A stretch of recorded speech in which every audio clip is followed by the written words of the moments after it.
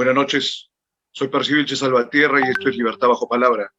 En este primer bloque del episodio de hoy nos acompaña Adriana Tudela, que es abogada, ha tenido experiencia como asesora parlamentaria y es candidata al Congreso por Avanza País en este momento. Bienvenida, Adriana. Muchas gracias, Percy, y buenas noches a todas las personas que nos ven y nos escuchan. Bien, el clima electoral se ha viciado tanto como todo el entorno público, el vacuna gay, tachas de candidatos, hay unos incidentes en el Jurado Nacional de Elecciones que presumen bastantes turbiedades. Y sin embargo, prosigue el proceso en ese sentido. Pero yo hallo y he advertido desde un primer momento, e inclusive lo ha señalado Hildebrand ahora último, que ha salido en un programa que sálvese quien pueda, el declive absoluto de la clase política, ¿no? Él con nostalgia añora, inclusive el APRA, de quien siempre fue admirador, ¿no? De los años 80, y pareciera que no hay ninguna salida. Pero hay en diferentes listas y partidos gente con la que más o menos se puede trabajar en hacer un nuevo Perú.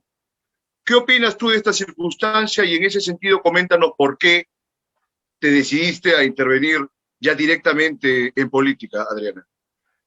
Bueno, como tú bien señalas, Percy, yo coincido contigo en que hay una especie de debacle moral en nuestra clase política. Creo que lo que hemos estado viendo durante las últimas semanas, durante los últimos años incluso, muestra que tenemos una clase política que vive de espaldas al ciudadano. Tenemos una clase política que durante los últimos años se ha dedicado exclusivamente a pelearse entre ellos, a utilizar nuestras instituciones como mecanismos para concentrar poder político en beneficio propio. Lo último que han tenido en mente ha sido el futuro del país ni el bienestar de los peruanos. Y en este proceso, en el fondo, nos han traído a esta profunda crisis política que estamos viviendo el día de hoy, en la cual creo yo que ya se ha roto casi por completo el vínculo que debería realmente existir entre políticos y ciudadanos, y en la que nuestras instituciones están debilitadas a un punto tal que ya vemos, digamos, a la vuelta de la esquina la amenaza de la demagogia, del populismo, del estatismo. Y yo veo esa situación con muchísima preocupación. Yo creo que en esta elección nos estamos jugando muchísimo. Los últimos años van a ser muy decisivos respecto al futuro que tenemos como país. Y es por eso que yo tomo la decisión de postular ahora, ¿no? Yo siempre he tenido mucho interés en la política, siempre, desde muy chica, he tenido claro que en algún momento yo iba a postular, que iba a entrar a la cancha política activamente. Sin embargo, he visto, digamos, ese momento un poco adelantado. En lugar de esperar 5 o 10 años más para hacerlo, he tomado la decisión de hacerlo ahora, porque creo que es el momento de dar la batalla por defender nuestras libertades frente a un poder político que se ha visto, digamos, extralimitado. Y yo soy una firme creyente en que el poder político tiene que tener límites, porque esos límites son la única garantía de que nuestros derechos y nuestras libertades se vean respetadas. Muy bien, eso es indudable, pero a ver, aquí el problema es que la izquierda o la derecha, tal cual están diseñadas, ¿no? Hasta este momento, no ofrecen alternativas de solución por ningún lado, porque los últimos 20 años hemos tenido gobiernos más o menos alineados hacia la derecha, que han tenido logros, por ejemplo, en estabilidad macroeconómica o inclusive en el despliegue, ¿no? El despegue de desarrollo, por lo menos de 2004 al 2014, que fue tremendo, luego empezó ya un declive, como tú bien sabes, y sin embargo, las brechas sociales y las desigualdades han seguido creciendo y la pandemia y la mala gestión, por supuesto, también de todos los involucrados, lo ha demostrado hasta dejarlo en los huesos esa circunstancia. Entonces, la izquierda, por ahí, como que querría aprovechar, pero la verdad que también en 20 años la izquierda no ha propuesto una sola idea, un solo plan, un solo programa sólido, contundente, que pueda llevar el país a una situación en la que el desarrollo pueda comulgar con el quiebre de estas desigualdades. ¿Cómo ves esa situación, Adriana? A ver, de lo que tú me dices, lo que yo te puedo decir es que considero que lo que ha fallado es el Estado. Tenemos un Estado fallido. Yo creo que decir que las desigualdades y las precariedades se han ahondado en los últimos años, no es del todo exacto. Hemos logrado crecer muchísimo económicamente desde el 93 en adelante, gracias al régimen de libertad económica que se instaló en los 90s. Hemos logrado sacar a más de 6 millones de peruanos de la pobreza, hemos logrado sacar a más de 2 millones de peruanos de la pobreza extrema, y hemos también disminuido bastante las brechas de desigualdad. De hecho, durante los últimos 15 años, el 10% más pobre de la población ha visto sus ingresos incrementados en casi un 60%, mientras que el 10% más rico de la población ha visto sus ingresos incrementados solo en 9%. Entonces, sí hemos logrado luchar contra la desigualdad, el crecimiento económico ha beneficiado a todos, pero a los que más ha beneficiado es a los más pobres, y ha creado, hasta antes de la pandemia por lo menos, una clase media que representaba el 40% de la población. Entonces yo creo que sí, digamos, nuestro sistema económico nos ha hecho avanzar mucho, sin embargo yo creo que deberíamos estar en una mejor situación de la que estamos hoy, deberíamos poder estar mejor, y creo que no estamos mejor porque el Estado no ha estado al día con el crecimiento económico. Tenemos un Estado que, si bien ha visto... ¿Cómo tendría que haber estado al día, Adriana? Por ejemplo. Utilizando bien los recursos. Porque nosotros hemos generado un crecimiento económico que se ha visto traducido en mayores ingresos para el Estado. Sin embargo, el Estado no ha sabido utilizar bien esos ingresos para darnos servicios públicos de calidad, para invertir en infraestructura, y para, digamos, darnos las herramientas y las bases para que los peruanos podamos sacar adelante nuestros proyectos y poder seguir creciendo y poder desarrollarnos. Entonces, sí, hay cosas que están fallando, sin embargo, creo que lo que más está fallando es el Estado, es el aparato público que no ha sabido utilizar esos recursos en darnos beneficios concretos, sino que nuestros recursos se han quedado atrapados a mitad de camino en este aparato estatal gigantesco, hiperburocrático, y al final se utiliza más nuestro dinero en pagar sueldos que en invertir en colegios, en hospitales, en postas médicas, y es ahí donde es el problema. Mira, Adriana, yo entiendo tu punto de vista, pero digamos los informes que hay del CEPAL, del Foro Económico Mundial, etcétera, nos reportan que igual, o sea, las desigualdades y las brechas sociales sobre todo han ido ahondando, pese a que es cierto que han ido creciendo algunos sectores, digamos, de los más pauperizados del país, pero hay otros elementos que se van. En la pandemia se ha visto. Y yo te comento una cosa ahora, viendo lo del crecimiento. Se ha dado el crecimiento económico, pero, por ejemplo, y sin intención de ahondar entre izquierda y derecha, porque ya hay unos planos bien sesgados allí, te digo, ahora el Tribunal Constitucional, respecto de la deuda esta de SUNAT, son como 729 millones de soles, perdón. Entonces, hay un montón de empresas que tienen unas deudas tremendas, y aparte hay un par de casos más sobre la misma materia, sobre otros intereses y sobre la misma deuda, que triplican por lo menos el monto que están ahora en el Poder Judicial. Entonces, es cierto, el Estado es ineficiente, pero es ineficiente hasta para cobrar sus propias deudas, entre tantas otras cosas. Ahora, yo te digo, mira, Adriana, para ir matizando un poco también esta realidad turbulenta, ahora nos enteramos en el curso de esta semana tremenda del Vacuna Gate que el primo de Vizcarra es el jefe de la DINI y que fue nombrado por Sagasti en enero. Recién nos enteramos, no sé, de repente tú lo sabías de antemano, yo me he enterado como casi todo el mundo esta semana. ¿Qué implica este régimen de Sagasti y esta vinculación con Vizcarra? Bueno, yo personalmente considero que este gobierno no ha hecho mayor esfuerzo por deslindar del gobierno de Martín Vizcarra. Creo que representa cierto continuismo respecto al gobierno de Martín Vizcarra, porque no han sido lo suficientemente enfáticos ni firmes a la hora de marcar una distancia y a la hora de condenar los evidentes actos de corrupción que se han dado durante el gobierno de Vizcarra. Y el hecho de que el jefe de la DINI, que es una institución lamentablemente política que depende directamente del Ejecutivo, el hecho de que esté liderada por el primo de Vizcarra y que el gobierno de Sagasti haya sido quien lo haya puesto ahí, definitivamente nos dice muchísimo, ¿no?, respecto a cuáles son las banderas políticas de este gobierno. Claro. Bien, ahora vamos a seguir en esa línea porque como abogada quisiera saber tu percepción de los hechos del 9 de noviembre, porque se estableció toda una narrativa que que decía que se había dado un golpe de Estado. Yo también soy abogado y digo, no hay ningún jurista serio que haya podido afirmar que hubo un golpe de Estado en esa fecha. Sin embargo, así se van tergiversando un montón de sucesos de la actualidad. Y lo vinculaba porque la mayoría de gente que estaba con el cuento tergiversaba absolutamente que hubo un golpe de Estado, al mismo tiempo piden un cambio de constitución. Y me parece que no tienen un conocimiento muy concreto de cómo es el derecho constitucional.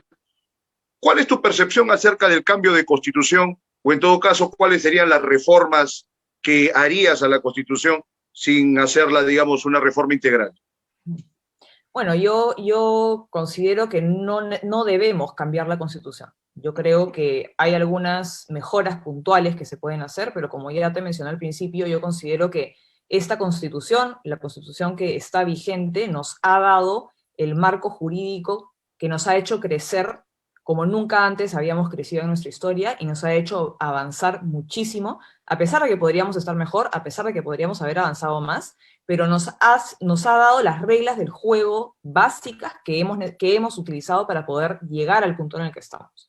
En ese sentido, yo creo que tenemos que conservar lo bueno y cambiar lo que es malo, lo que no funciona tan bien y lo que puede mejorar.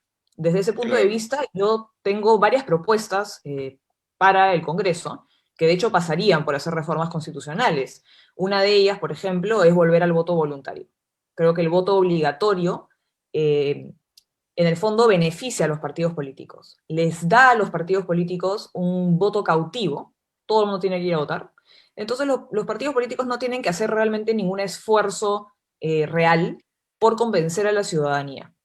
Esto se traduce en tener partidos políticos bastante mediocres, con candidatos poco preparados, con malas propuestas. En cambio, si nosotros pasáramos a tener voto voluntario, lo que haríamos es generar los incentivos correctos para que los partidos políticos se vean en la obligación, en la necesidad de hacer una chamba real para poder convencer a la ciudadanía para que vayan a votar por ellos. Y desde ese punto de vista también vamos a generar mayor convicción en la ciudadanía a la hora de ir a votar, y yo creo que eso va a fortalecer nuestra democracia. Como segundo punto, también estoy proponiendo renovar al Congreso a mitad de periodo, porque creo que una de las fallas que tenemos como sistema democrático es que no le da a los ciudadanos suficientes herramientas para ejercer control sobre sus autoridades, no nos da suficientes herramientas para exigirle a nuestras autoridades rendimiento de cuentas. Al día de hoy los congresistas llegan al poder y como no tienen que rendirle cuentas a nadie durante 5 años, la verdad es que la mayoría se olvida de sus electores, se olvida de la gente a las que representan. Y si nosotros ponemos, digamos, una prueba a mitad de periodo, vamos a obligar a la clase política a realmente mantener el contacto con su electorado, vamos a obligar a la clase política a no vivir dándonos la espalda. Le vamos a dar a la ciudadanía el poder de decidir si premian a su representante permitiendo que termine el periodo o si lo castigan reemplazándolo por otra persona. A ver, Adriana, pero ahí habría un matiz porque tú sabes que siempre se puede maliciar, ¿no? Dicen, piensa mal y vas a acertar. El voto voluntario en gran medida aportaría lo que tú estás señalando, pero también hay el espacio para que partidos políticos inescrupulosos lleguen quizás al extremo de comprar ya directamente algunos electores, que se puede presumir. Igual ya lo han venido haciendo ahora que el voto es obligatorio, pero creo que hay que trabajar bastante para hallar verdaderamente ese sentido de representatividad que falta hace mucho tiempo en el país. Ahora, vamos a ver acerca de las características de tus propuestas, según lo que he estado viendo en las redes. Eres liberal, pero tienes algunos momentos conservadores, eres católica. Por ejemplo, tu posición ante el aborto he visto que es pro vida, ¿no? De alguna manera.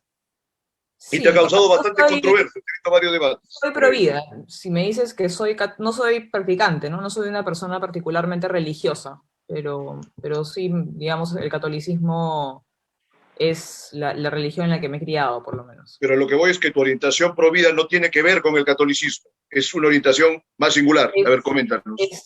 sí, o sea, es una postura, digamos, filosófica, moral, más que religiosa, ¿no?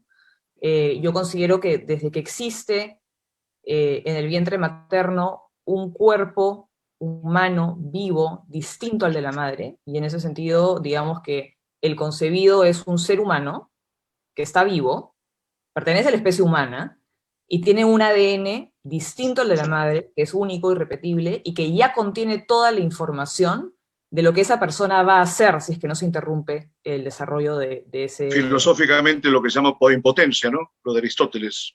Sí, en potencia, en realidad, sí, podría ser en potencia. Entonces, digamos que yo considero que eso es un ser humano, que está en una etapa de desarrollo muy temprana, eso es cierto, pero en esencia es un ser humano. Y como ser humano, creo yo, es persona. Yo considero que no podemos separar a persona de su cuerpo, porque hacerlo implica tener una visión utilitarista de la vida humana y además relativista. Por eso es que Y soy... cuando te oponen el tema de que igual las mujeres que necesitan practicarse el aborto se lo van a realizar de todas maneras, y digamos el argumento clásico es de que va a haber mujeres con plata que no van a tener ningún riesgo sanitario y que las que se van a ver perjudicadas son las que provienen de sectores más humildes, ¿no? Sí, ¿Tú bueno, yo cómo creo que tenemos ves que digamos que los esfuerzos deberían ir para evitar que esa situación ocurra, para evitar que las mujeres se vean en la obligación de recurrir a un aborto clandestino. Tenemos que dedicar todos los esfuerzos del Estado, primero en educación sexual, segundo en acceso a la planificación familiar, tercero en combatir la violencia sexual y cuarto en darle todo el apoyo necesario a las mujeres que han resultado embarazadas como producto de una violación para que no vean sus proyectos truncados. Creo que nosotros tenemos que hacer todos los esfuerzos por prevenir los orígenes del problema, en lugar ya? de permitir el aborto. A ver, te hago una pregunta más sobre ese tema del aborto y tal. Mira, en el caso que haya una violación, si por ejemplo la persona que se ha visto en la condición de víctima, ¿no?, ante este tipo de agresiones, toma una píldora del día siguiente, ¿tú ves algún problema en que se tome la píldora del día siguiente y tal? ¿Lo ves como una cosa abortiva o ahí está todo bien? Yo creo que yo estoy a favor de la píldora del día siguiente porque considero que no hay suficiente certeza. ¿Se cortó? ¿Me escuchas? No, no, te escucho, sigue, Ah, sigue. ya. Bueno, te decía que yo creo que en el caso de la píldora del día siguiente es distinto al del aborto, porque digamos que al momento de uno tomarse una pastilla al día siguiente, no hay certeza, no hay forma de saber que se ha, digamos, producido la fertilización del óvulo.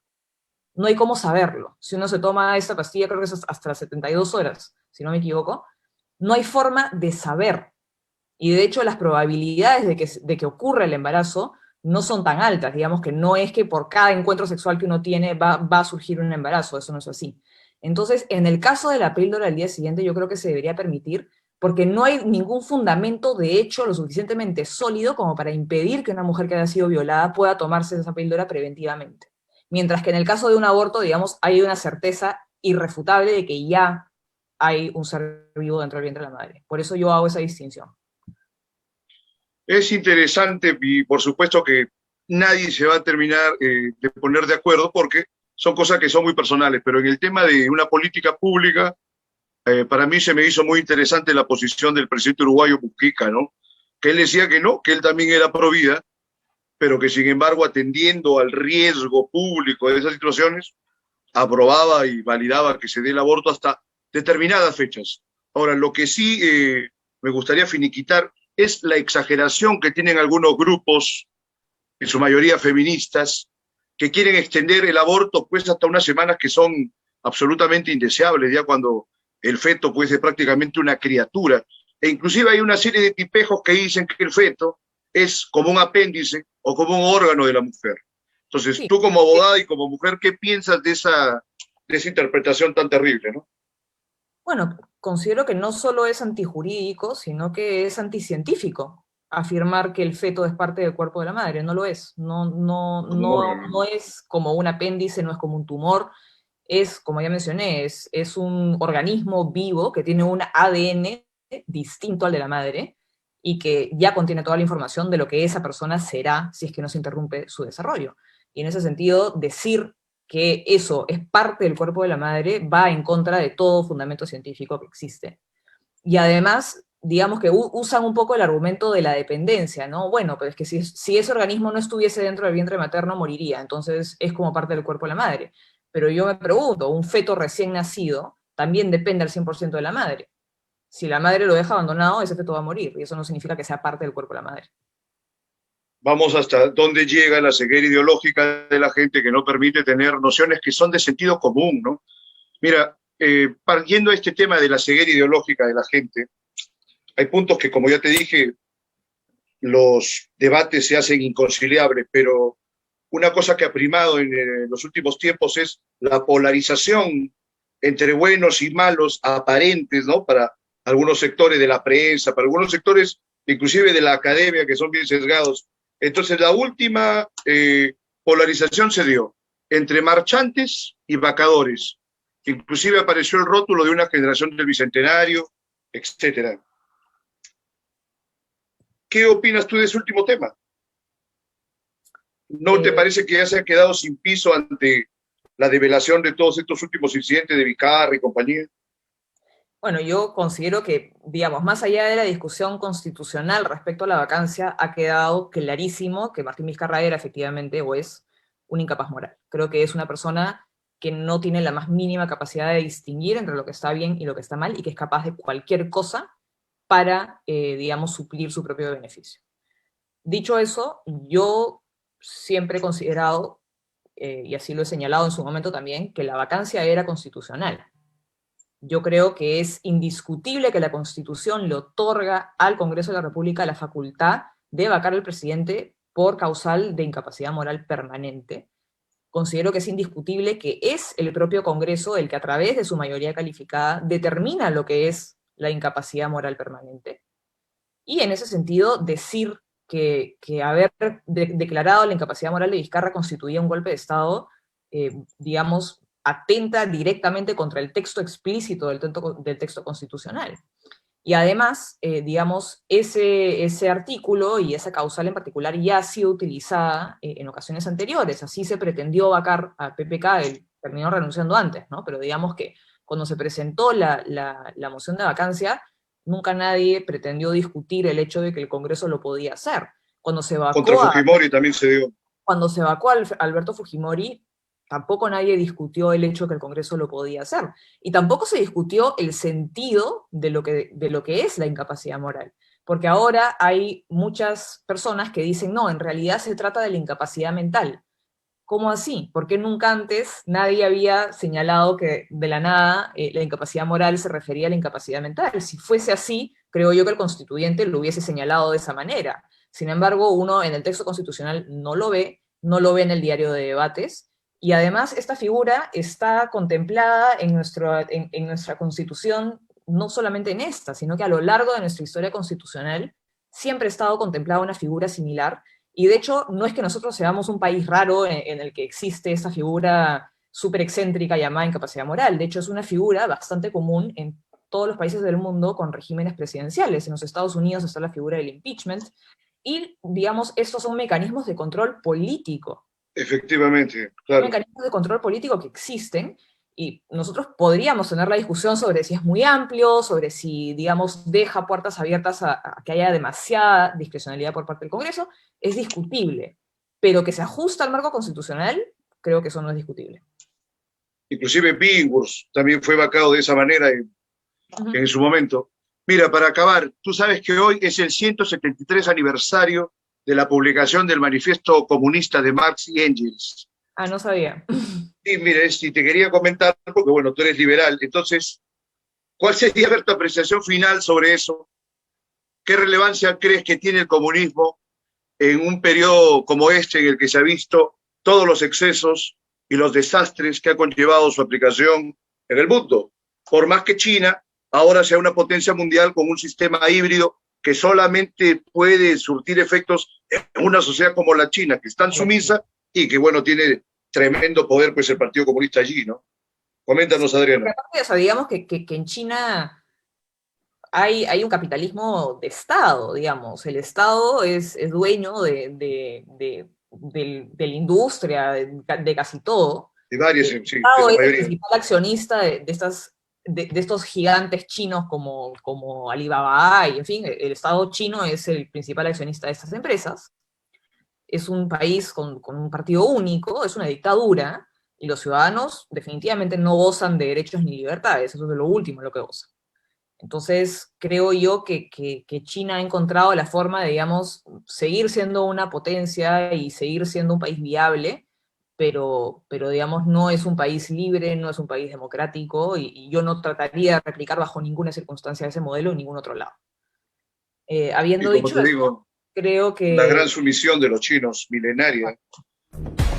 habiendo dicho esto, yo considero que el comunismo, y yendo un poco más lejos, el socialismo no ha funcionado en ningún lado, no ha funcionado en ninguno de los países en los que se ha aplicado. Y creo yo que es una ideología y es un sistema político caduco, que ya ha sido probado. Y ya sabemos cuáles son sus efectos. Y sus efectos son más pobreza y menos libertad. Y en ese sentido, creo yo que a la izquierda peruana le hace falta hacer una reflexión y digamos, tratar de modernizarse un poco, ¿no? Porque ellos siempre hablan de los países nórdicos como si fuesen el ejemplo del éxito socialista, pero los países nórdicos no son socialistas. Los países nórdicos gozan de unos niveles de libertad personal y económicas que ya quisiéramos nosotros tener algún día. Lo que pasa es que tienen un estado de bienestar. Más socialdemócratas, ¿no? Pero Entonces, con un amplio marco de libertades personales, de hecho, sí. Exactamente. Entonces, yo considero que el comunismo y el socialismo son ideologías y sistemas políticos que son comprobadamente fracasados. Y si te digo que el tema del liberalismo y la mano invisible del mercado es también una especie de entelequia, ¿no? O de galimatías. Por ejemplo, acá mismo en el Perú hemos crecido en 20 años, pero liberalismo no hubo. Los lobbies, los monopolios, los oligopolios, el mercantilismo, eso no tiene nada que ver con el liberalismo, por ejemplo. Un nivel de libertad económica muy moderado. Y aún siendo muy moderado, hemos avanzado muchísimo.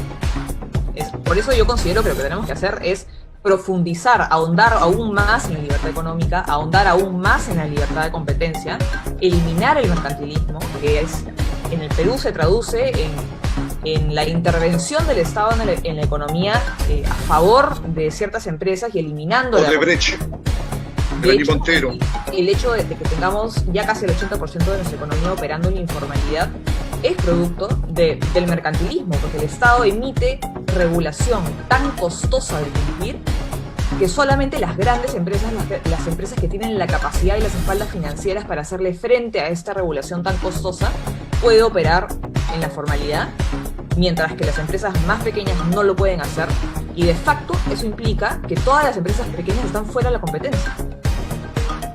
Mira, entonces, una cosa más, dime, está muy bueno, te digo, 3 políticos peruanos que te hayan impresionado o que seas tu admiradora o que valores su legado para ir terminando lo de hoy. Dime. Está bien difícil esa pregunta. Políticos peruanos. O historiadores o gente intelectual que ha tenido una participación política, pues ensayistas, a ver. Bueno, yo creo que Jorge Basadre es un historiador digno de admiración. No sé quién más así digno de admiración. Hay muy pocos, la verdad. Ya, muy bien, bueno, entonces esa es tu percepción. Es igual, hay que construir un país. Yo estoy con la idea de que el país hay que hacerlo prácticamente desde cero ahora. Pero igual te agradezco tu participación, Adriana. Recuérdale a ver a la gente cuál es tu número en Avanza País, el 5. Un minuto y medio, háblanos lo que gustes, por favor. Gracias. Estoy postulando con el número 5 del Partido Avanza País, que está liderado por el señor Fernando de Soto.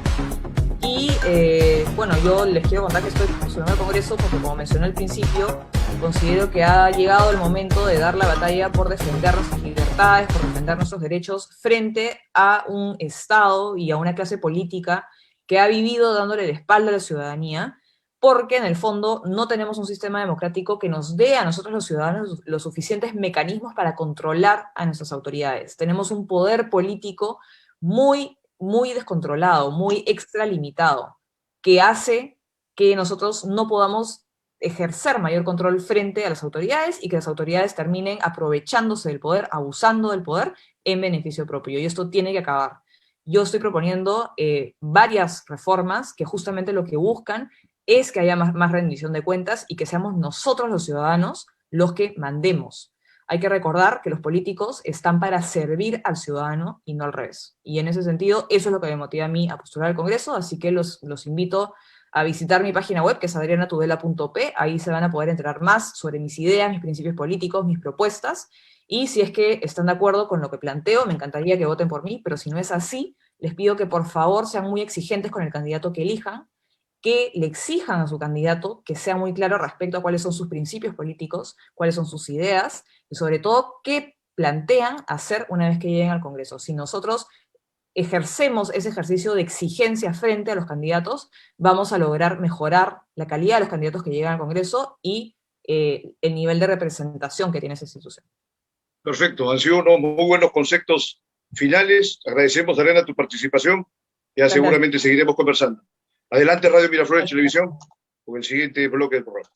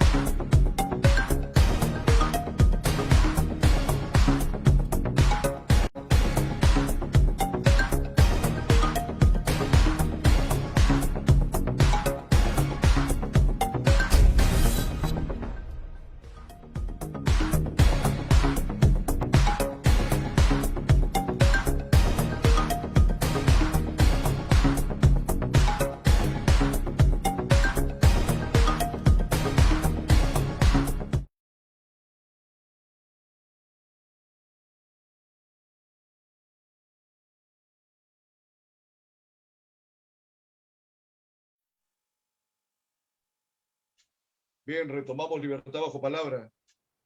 Bueno, los hechos de esta semana no han sido tan convulsos, bueno, luego del vacuna Gate, que ha sido un episodio terrible, ¿no? Indecente, indigno, de lo peor, como que todo ha pasado a un segundo lugar. Pero se han dado una serie de hechos que vale la pena mencionarlos en el curso de este programa, porque la prensa no les ha dado la importancia que merecen, ¿no? El primero es, se ha terminado la situación del control de acusación en contra de los Humala Heredia. Esto significa que luego de más de un año que han estado en ese plan, se acerca ya o es inminente la realización del juicio oral. O sea, faltan unos pocos estamentos para que se vea si se va a llevar a cabo este juicio. O sea que, mal que bien, la sanción en contra de los Humala Heredia no va a tardar y quizás ni siquiera su participación en este momento en las elecciones va a impedir que tengan la condena que corresponda, ¿no? Esa es una, por ejemplo. Otra es la situación que ha pasado, lo que dije en un primer momento acerca del Tribunal Constitucional, con esta deuda de millones de soles que tiene Telefónica. Entonces, la mayoría de los ciudadanos que han tenido en algún momento un vínculo con Movistar o Telefónica, se dan cuenta que siempre hay quejas y reclamos, e inclusive se puede ver que es una de las peores operadoras del país, y sin embargo se le dan estas series de prerrogativas que no se le cobran estas deudas hace como 20 años. Hay, como lo habíamos comentado en el bloque anterior, ¿no? Una ineficiencia tremenda por cuenta del Estado, pero hay también una malicia entre los funcionarios públicos que han permitido que no se hagan efectivas estas cobranzas. No es que lo han dejado así nomás porque ha habido demasiada burocracia. Me parece que podemos especular que haya habido una mano negra, como siempre, y eso es algo que se debe señalar. Pero bueno, cada vez estamos más cerca, no solamente de abril, sino de julio. Esto es del Bicentenario, y nos va quedando claro por qué este Bicentenario se ha visto revestido de un elogio de la nada. Habría que reconsiderar, y me gustaría que esto lo aborden los políticos y, digamos, los intelectuales que tienen alguna participación política, al menos en medios. Me refiero al hecho que cuando se da la independencia, en la mayoría de la población del Perú, o por lo menos dentro de las fuerzas combatientes, digamos, eran realistas. En la batalla misma de Ayacucho, el 90% de las fuerzas realistas, según varios historiadores, era por lo menos del 90 al 95% de peruanos. En las fuerzas de los libertadores eran básicamente los gran colombianos, ¿no? Y los rioplatenses, el grueso de ese ejército. Los peruanos no llegaban a ser ni el 20%, la quinta parte de ese ejército, ¿no? Entre ellos, por supuesto, puede ser que estaban los Húsares de Junín y todo, pero el hecho es que el Perú nunca ha luchado verdaderamente por su independencia, y es por eso quizás que estamos como estamos. Entonces, este sería un buen momento para que empecemos a luchar por nuestra independencia. Y como comentábamos en el bloque anterior, que he tenido una coincidencia, ¿no? con la entrevistada, es que la gente no tiene por qué verse obligada a decidir y a darle su voto a cualquiera de los que están, digamos, en el canon de la oferta electoral. O sea, no hay una exigencia material, excepto la de la sanción económica por no ir a votar, en entregarle un voto a cualquiera de estos individuos. Entonces, no voten simplemente porque se les está forzando a elegir, digamos, dentro de una población electoral que es negativa. Cuando den su voto, simplemente entreguen su voto a quien pueda darles una certeza de las cosas que va a hacer. Y si no hayan esa certeza, simplemente no voten por ninguno. Claro que van a decir que se puede producir un sí, puede ser, pero la verdad que el país no puede seguir en estas circunstancias. Y sobre todo, lo que siempre indico, quienes tienen alguna posibilidad o interés deben trabajar por el país partiendo de las constituciones más básicas de la sociedad, del barrio, al distrito, a la provincia, y así sucesivamente, hasta quien hace una escala y una progresión, prácticamente un escalafón político, que es algo que falta bastante. Ahora, hay varias tergiversaciones acerca de lo que se debió a la Constitución de 1993, pero lo que sí es un hecho que la oferta de candidatos y la falta de rigurosidad de la mayoría de los partidos políticos en pugna ahora y que presumiblemente y probablemente vayan a estar en pugna para lo que sería una asamblea constituyente solamente traería desgracia al país, porque hay un nivel de ignorancia tal que se desconocen toda una serie de términos. Lo que comentaba hace instantes y lo comentaré una y otra vez, el tema de lo que es un golpe de Estado, el tema de lo que es la vacancia, la constitucionalidad de la misma, los temas de las cuestiones de confianza, que se han visto manipulados por tirios y troyanos conforme sus propias ambiciones, nos demuestran que no hay la honestidad intelectual suficiente, ni mucho menos la hidalguía política para poder realizar una reforma que puede ser meritoria, sobre todo, digamos, atendiendo a las condiciones morales en las que se dio la Constitución del 93, pero no estamos para exponernos, por ejemplo, a la ruina a la que ha sido llevada la Argentina, porque mucha gente habla de Venezuela y Cuba como grandes representantes de la debacle a la que puede llevar la izquierda, ¿no? Absolutamente enseguecida.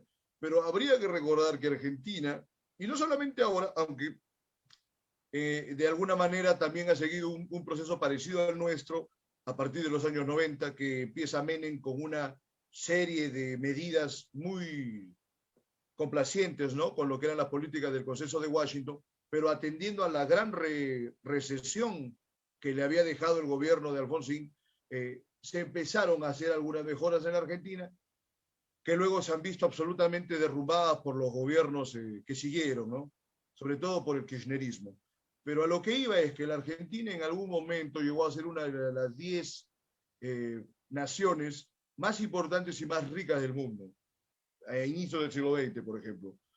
Y luego, entre los excesos del peronismo y todo lo que vino después, esa Argentina fue desapareciendo y ahora es un país cualquiera, un país tercermundista, y eso es una tremenda herida para toda la región sudamericana, porque indudablemente con la capacidad que tuvo la Argentina en un momento tal cual el que yo les estoy comentando, se podría haber dado mucho crecimiento en la región, pero fue destruida esa posibilidad por una serie de gobiernos que no han tenido un criterio para mantener precisamente lo bueno y modificar lo malo.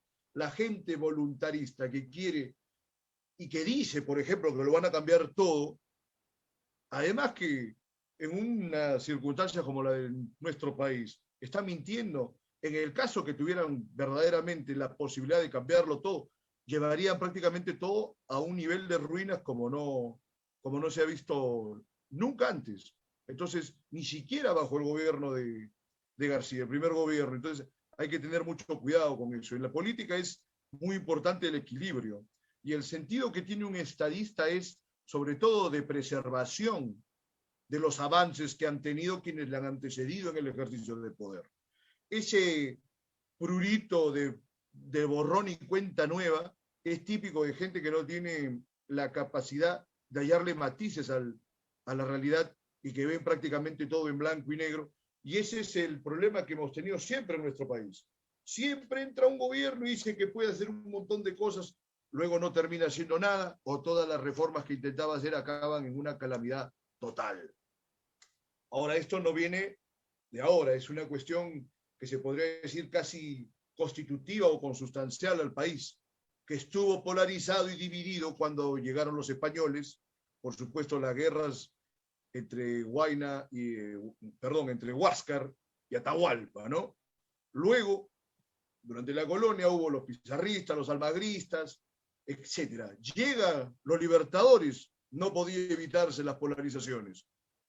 San Martín, Bolívar y todo lo demás. El hecho es que San Martín, con todo lo que pueda pesar a los demócratas, tuvo una consideración mayor y advirtió la naturaleza de la mayoría de peruanos de ese momento que no tenían ninguna disposición hacia una vida más democrática o más liberal. era un país monárquico y era un país autoritario, y hasta la fecha de alguna manera lo sigue siendo. No podemos olvidar que para que un personaje tan gris, tan apocado como Vizcarra haya asumido por bastante tiempo un rol prácticamente paternal para un montón de compatriotas que no se han sentido o que no han tenido las posibilidades de entender bien lo que estaba pasando, nos muestra cómo el Perú en estos 200 años de supuesta independencia no ha evolucionado sustancialmente. Ahora es una lástima que sí hemos tenido individuos políticos y pensadores que han intentado cambiar al país, pero que lamentablemente se han visto combatidos por la ceguera ideológica que se ha manifestado entre sus seguidores y sus admiradores, que ha impedido que haya una conciliación. Y aquí lo que se tiene que buscar es una conciliación. Me refiero prácticamente a Ay Mariátegui. Por ejemplo, mañana es un aniversario del nacimiento de Ay de la Torre. Eso le importa a los apristas, y esto es, si les importa a los apristas, que en los últimos años, por supuesto, se han visto absolutamente cegados por el alanismo, ¿no? Entonces, inclusive Ay de la Torre, que se dijo que había sido el peruano del milenio, no recibe todas las atenciones en una fecha que en otro país se harían grandes homenajes e inclusive podría ser objeto de una celebración nacional. Lo digo porque no se da esta celebración. O sea, se le sigue combatiendo como cuando estaba vivo, por lo menos dentro de la izquierda, y bueno, lo de la derecha que no aportan ninguna idea, lamentablemente, porque también una de las causas que estamos en este plan tan tremendo es que la academia y los medios, digamos más o menos pensantes, entre comillas, se ven copados por una izquierda absolutamente fanática y cegada, enseguecida, y la derecha no propone nada, digamos, orgánico, contundente. Entonces eso también afecta esta circunstancia. Y respecto de la valoración de esta gente, igual, hace poco ha sido también un aniversario, creo que el 18 o el 19, de Bedoya, hombre controvertido que tuvo algunas posibilidades de hacer una vida política. Por supuesto que el PPC ya luego tuvo episodios como los conocemos todos que son muy negativos, pero tampoco hay este tipo de, no de puede ser hasta un agradecimiento que puede tener la población con algunas buenas acciones que hayan tenido estos individuos que se han dedicado a la política, sobre todo comparándolo con la gente que ahora hace política. Hay muy poco sentido del valor de la tradición y el valor de lo que han hecho nuestros antecesores en este mundo, en este país. Eso es algo también que debe cambiar y los políticos deben ser los primeros en tratar de instituir una línea con los que les han antecedido. Por eso es interesante que a todo político se le pregunte qué personajes admira en nuestra historia, qué políticos puede ver de alguna manera un reflejo o un símil de las acciones que está proponiendo. Eso es vital porque en el país no tenemos lo que se conoce como padres fundadores. Padres de la patria no hay, o si los hay, se les ignora, ¿no? He mencionado a dos, puedo mencionar a González Prada también, pero González Prada fue combatido en vida y una vez en la muerte parece que es ignorado también en todos los idiomas y todos los sentidos y todas las posibilidades, ¿no? ¿Qué se puede hacer ahora último respecto de esta circunstancia? Insistir y persistir, por supuesto, en problematizar todos los sucesos, las noticias, los actos que se dan en el medio público, desde todas las perspectivas posibles hasta poder tener un parecer equilibrado. Porque si no, pasarán los años, las décadas, y no se sabrá exactamente, pese a lo que se ha demostrado esta semana de la categoría ínfima de Vizcarra, que como hasta ahora mismo, del grueso de la población, no puede determinar si Prado fue un traidor al país, qué errores cometió Piérola durante la guerra, durante todos sus años de conspiración, qué errores inclusive cometió Cáceres también. Porque estas pugnas que pareciera que están hundidas en la niebla de la historia son de una gran vigencia. Hace rato mencioné a González Prada. Reto a cualquiera que vea este video a que revise al azar páginas de cualquier obra de González Prada. Va a ver reflejada prácticamente la actualidad.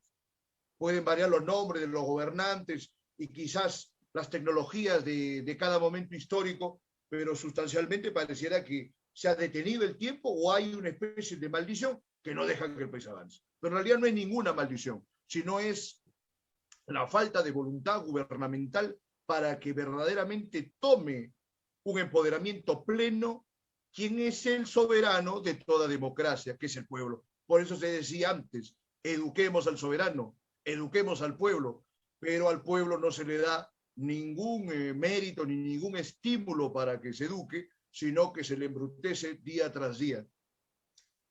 Y quisiera matizar ahora, ya para despedirme, una reflexión que tuve ahora en la tarde, que estaba discutiendo en un grupo de WhatsApp la importancia de Cáceres, que por supuesto Cáceres constituye uno de los hitos por los que los peruanos podemos andar con la cabeza en alto, ¿no es cierto? Porque ante el fracaso tremendo de la guerra con Chile, la bravura de Cáceres por lo menos nos sirve para decir de que había al menos un héroe, un bravo, entre nosotros los peruanos. Entonces, no es que toda esta nación haya estado corrompida por la vileza o la cobardía de muchos que tuvieron el poder en ese momento.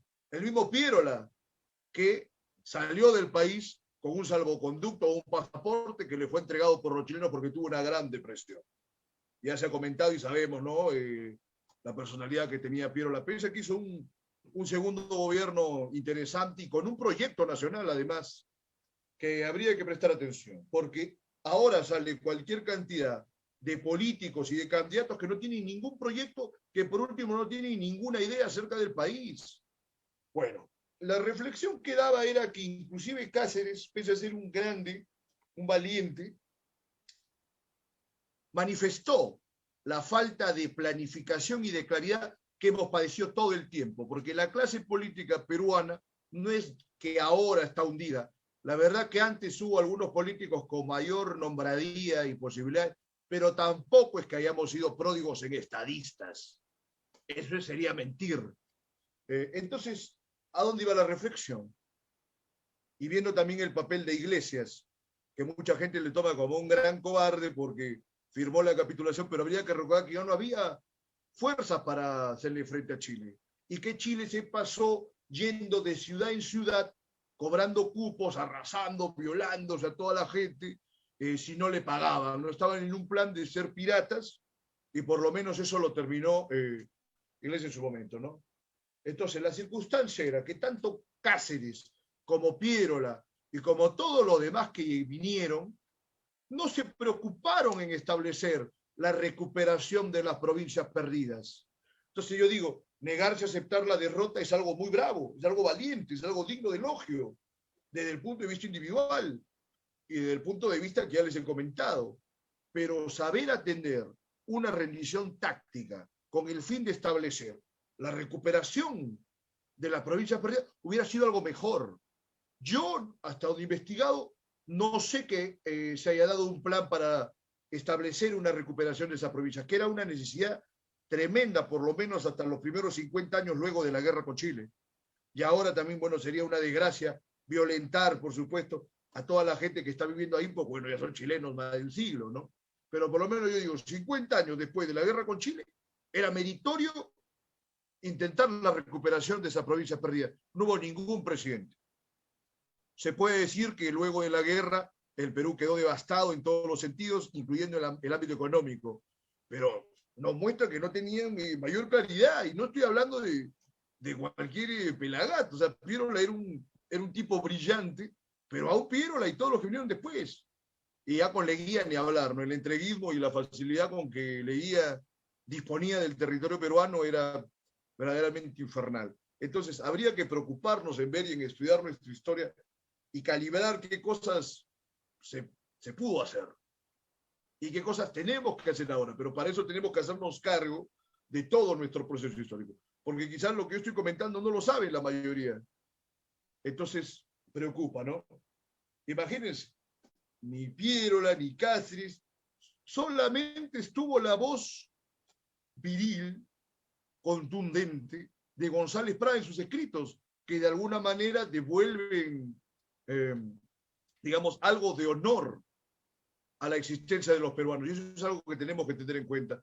porque el nivel de deshonor, de indignidad, de inmoralidad que estamos viviendo ahora es similar al que se daba en aquellas épocas y es una constante que tenemos que romper.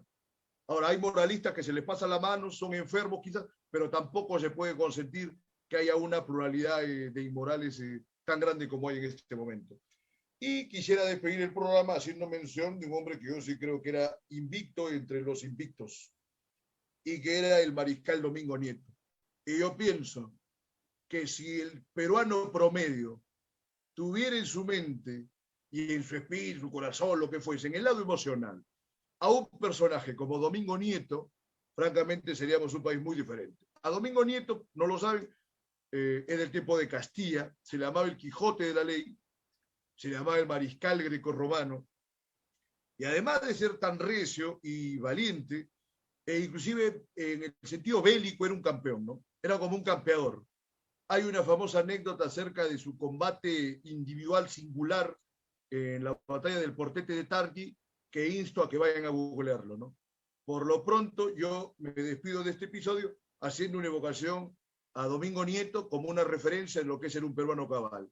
Y espero que en algún momento los peruanos hayan llegado a asimilar figuras como la que estoy mencionando y otras que indudablemente hay que también he mencionado en el curso de este programa. Así que nos despedimos hasta el miércoles. Ha sido todo en Libertad Bajo Palabra por hoy. Buenas noches.